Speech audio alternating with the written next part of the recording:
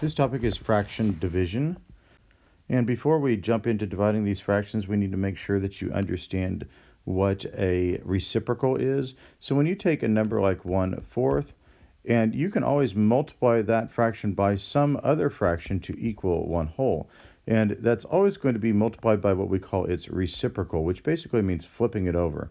So if we flip 1/4 over to 4/1, now when we multiply across the top, we would have 4, and on the bottom, that would be 4 also, and 4/4 equals 1/2. We can do that with any fraction, whether it's like 2/3. If we flip it over, it becomes 3/2. And then when we multiply out, that would be 6/6, which is, of course, 1. We could do that with improper fractions as well. We can do 7/5, multiply it by its reciprocal, 5/7. And then we still have a fraction that is equal to 1/2. So we call that second fraction, when we flip it over right here, we call that the reciprocal of the first fraction. Let me write that down, reciprocal, the reciprocal. So we can say that when we multiply any fraction by its reciprocal, we're always going to equal 1/2. And that becomes important when we start dividing fractions, and I'm going to show you why. So let's say that we have these fractions, a over b divided by c over d. So the a could represent 4, the b could represent 9, and so on in this example right here. We're going to write this a over b divided by c over d. We're going to write it in a really weird way that looks like a large fraction. We would call this a complex fraction. But this is still, if remember, fractions are division, so this really is still a division problem. But we don't really we want to solve this in a way that's going to not make this look so complicated. So what we're going to do is, at the bottom down here, this c over d part that looks like the denominator of my big fraction, we're going to multiply that bottom part, the denominator, by its reciprocal. So the reciprocal of c over d is d over c. And now we know that this whole bottom section, this whole part down here, we know that this is going to be equal to 1. But remember that this really was a fraction, because fractions are division problems. This really was a fraction. And what we're going to do is we're going to try to get this and this over here to be equivalent fractions. So to do that, we need to multiply by some version of 1/2 right here. And to do that, we're going to multiply the numerator by the same thing as the denominator, d over c. So now, when we do that, we should get an equivalent fraction on the right. And our numerator is now going to be a over b times d over c. And we don't even care about the denominator because it's 1, and when we divide by 1, we just get 1/2. So what this proves is that anytime you are dividing fractions right here, you are really multiplying by the reciprocal. It is exactly the same thing as multiplying that initial fraction, a over b, times the reciprocal of the divisor.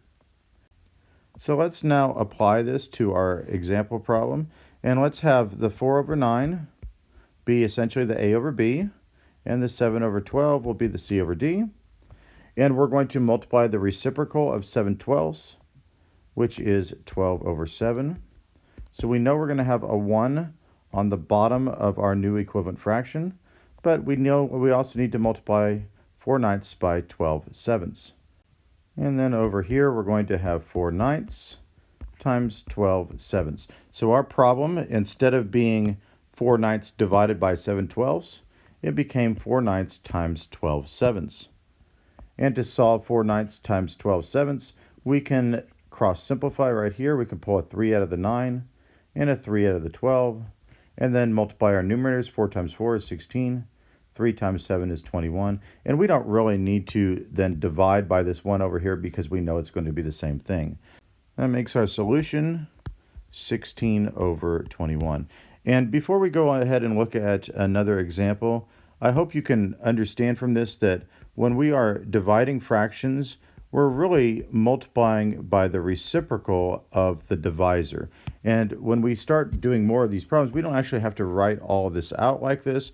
We can just understand that dividing is the same thing as multiplying by the reciprocal of a divisor. All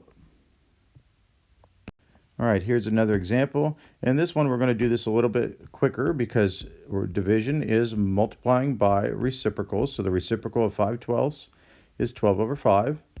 And now I see 9 and 12 again have a common factor of 3. I can pull out a 3. pull out a 3. 2 times 4 is 8. 3 times 5 is 15. 8/15. And you can see just how quickly fraction division can be. And one last example, 4/5 divided by 6/7. So we're going to do 4/5 times the reciprocal of 6/7, which would be 7/6. I'm looking to see if I can cross simplify, and I can, because 4 and 6 share a factor of 2. So if I pull out a 2, I get 2 times 2 is 4, and 2 times 3 is 6. Multiplying the numerators, 2 times 7 is 20, or 14, not 21, 14. And 5 times 3 is 15. So our answer is 14/15.